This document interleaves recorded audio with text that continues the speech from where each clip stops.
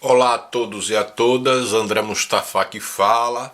Esta é a aula 2 de uma série que a gente vai falar sobre desenhos feitos com canetas esferográficas. Na aula 1 eu apresentei o porquê deste trabalho feito com canetas esferográficas, apresentei algumas das minhas obras de arte e apresentei um motivo. Bom, agora estamos aqui com essa primeira pintura, essa primeira ilustração, este primeiro desenho que está sendo feito desse formato. Eu tenho formatos diferentes e a gente vai estar sempre fazendo um bate-papo descontraído sobre algumas questões. Bom, essa imagem a gente vai estar trabalhando com ela inicialmente com essas três cores neste primeiro desenho, né? Então vamos estar trabalhando com o amarelo, o laranja e o vermelho. A gente vai estar trabalhando, a gente vai aprender um pouquinho de algumas técnicas, de algumas ideias de como eu apresento e como eu aplico as cores no papel. E a gente vai discutir um pouco aqui neste capítulo, nesta aula, sobre o conto que eu estou escrevendo a partir dessa imagem que eu também desenvolvi. Né? O conto fala sobre Gide, um menino que ouve a voz do coração. Né? Então a gente vai estar conversando um pouco disso. Esse desenho não termina nesta aula, é uma aula inicial, é uma aula rápida, não é uma aula prolongada, então é um desenho que inicia hoje, mas que ele não termina nesta aula hoje, ok? Espero que vocês compreendam e que a gente vá passo a passo, dia após dia, vendo o desenvolvimento dessa imagem e podendo conversar um pouco com vocês e trocar ideias e trocar assuntos sobre ouvir a voz do coração, ok? Bom, eu vou chegar um pouquinho o desenho mais para o meio, vou estar tirando aqui as minhas canetas esferográficas que eu vou estar trabalhando hoje e a gente vai falar um pouco sobre essa coisa de ouvir a voz do coração, né? Que é um conceito que atravessa séculos da filosofia e da literatura. Muito da literatura fala sobre essa coisa de ouvir a voz do coração, muito da filosofia fala isso, mas o que é que significa de fato ouvir a voz do coração? Estamos falando de seguir nossos sentimentos, de seguir o que a gente sente, não é o que a gente pensa, mas o que o corpo nos fala. Né? O corpo também pensa por conta própria. O corpo também tem uma forma específica de pensamento, específica de se mover no tempo e no espaço. Né? E ignorar isso é uma ignorância. Né? Desculpa a redundância, mas é exatamente isso. Não se pode ignorar, ou se pode ignorar a razão do corpo, né? Dá para se ignorar o coração, dá para somente se viver com a ilusão da intelectualidade, do pensamento concreto? Eu acho que não. Então, este menino Gide, ele nos informa que ele ouve a voz do coração, né? Mas vamos esclarecer esta questão de maneira didática, ok?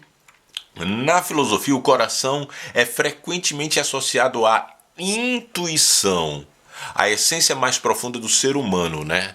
Ou seja, ser um ser intuitivo, ser um ser que entende o que ferve, o que ressoa no corpo, no coração, de forma até mesmo abstrata. Então você está vendo aqui uma imagem de uma criança no início de uma caverna. Né? Só que o coração dele, o centro do corpo dele, tem uma iluminação. É como se no centro do corpo dele, aqui ilustrado, estivesse uma lamparina, uma vela, alguma coisa que fala assim, esta é a iluminação dele, é uma iluminação própria. Então aqui, tanto aqui na imagem quanto no conto que eu escrevi, ele não entra nesta caverna. Né? O tio faz de tudo para ele entrar, mas ele não entra nesta caverna. Né? Ele ouve a voz do coração porque ele entende que não é somente medo que ele sente, mas ele entende, ele ouve a voz do coração que diz assim, não entre, essa caverna vai desabar. Né? Então nesse caso, Platão, por exemplo, divide a alma em três partes.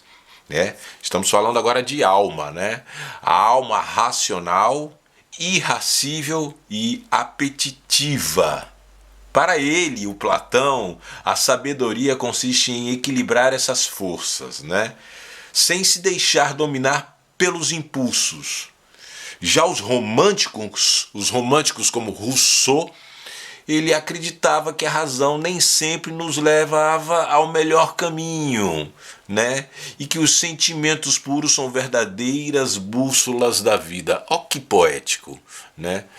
Então a gente esqueceu muito de pensar com o corpo, a gente esqueceu muito de ouvir a nossa alma, a gente esqueceu muito e tem se esquecido cada vez mais, cada dia mais, de dar uma pausa, dar um tempo para que o seu corpo, a sua alma possa lhe dizer alguma coisa muito mais profunda, que não está no dia a dia, que não está no ir para o trabalho, que não está no voltar da escola, que não está no fazer o jantar, que não está, né, essas coisas que são necessárias para que nós nos mantenhamos, mas em qual momento a gente faz uma pausa?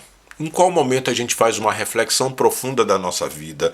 Em qual momento a gente pensa? E aí eu falo para os artistas, em qual momento do dia vocês param para fazer uma reflexão sobre as coisas, as pinturas, as artes, as esculturas, as músicas, as danças, as coreografias que vocês fazem, né? Então, ouvir o coração é ouvir a sua bússola interna, né?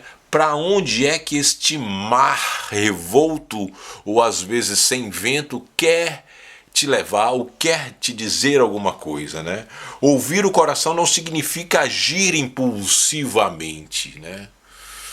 Isso é importante, a gente não medita mais, né? E a arte propõe isso. A arte propõe que a gente faça uma meditação profunda sobre as coisas da vida, né? A arte propõe que a gente faça uma reflexão sobre nosso profundo, né? E ouvir a voz do coração não significa agir com impulsividade, mas sim refletir nossos valores mais íntimos e autênticos, né?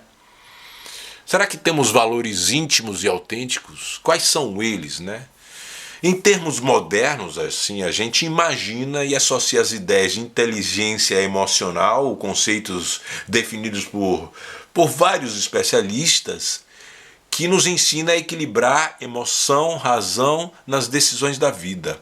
Mas ouvir a voz do coração, grandes autores literários abordam essa temática, como Don Quixote de la Mancha, de Miguel de Cervantes, né? Todo mundo conhece, quem não conhece pode procurar, pode ler, pode ver o filme, pode ver as animações. Isso foi largamente divulgado nas mídias. Don Quixote de la Mancha é um livro de Cervantes, né, e que o protagonista segue incessantemente seu coração, as ideias de seu coração, desafiando a própria realidade, mesmo que isso tudo que ele segue leve ao ridículo, leve com que as pessoas achem que ele seja louco, né? Então aqui este menino, ele está desafiando o tio. Este menino é um sobrinho que ele está desafiando o tio e diz assim: tio, desculpa, mas eu não vou entrar nessa caverna, eu não vou entrar nisso que o senhor me propõe que eu entre, porque ele é uma criança pequena e em alguns locais da caverna ele vai estar tendo mais possibilidades de chegar até mais ao fundo, porque o corpo dele é menor, né? Agora, a gente tem vários outros escritores que a gente vai poder estar pensando isso, mas vamos começar a pensar isso na próxima aula. Espero que vocês estejam bem e até a aula 3. Forte abraço.